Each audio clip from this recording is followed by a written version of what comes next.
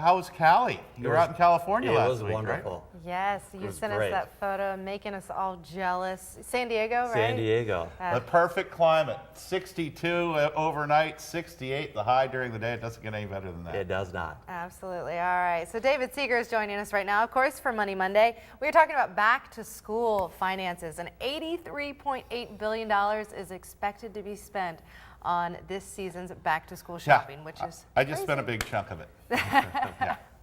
Absolutely. Now, David, you sent us some statistics. $688 per child versus $603 spent last year. So that's a bit of an increase. But let's talk about where parents can find the deals and when. Now, you mentioned to me that August is the best time to buy the big supplies like computers, things like that. Right, correct? computers and laptops. August is a good month to do it because a lot of stores have sales, and that's always a good time to buy. Obviously, when they have a sale. But also, I'd like to mention, from my own personal experience, when I teach at Owens Community College and at Loras University, I don't make my students buy a financial calculator anymore, which is like $50 or $60. I have them download an app on their smartphone. Right. They're either free or one my app was 99 cents.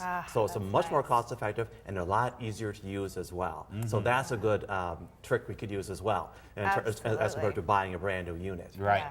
Now, as far as like small supplies, like paper, pencils, September is the month? Yes, it is, because retailers usually have a big sale on Labor Day on school supplies, paper, pencil, pens, and things of that nature. So what you want to do is maybe have enough just to get by for 2 weeks, then stock up after Labor Day. Absolutely. That's a great idea. Okay, so the internet is basically where everybody is stocking up on clothes, things like that. 60% are buying clothes online, correct? Exactly. Wow. And they're using it to cost compare and things of that nature as well. Are you taxed on those? Yes, you are in the state of Ohio and also state of Michigan. But there are 18 states in the United States that have tax holidays, sales tax holidays for back-to-school shopping. But Ohio and Michigan are not. They're not one of them.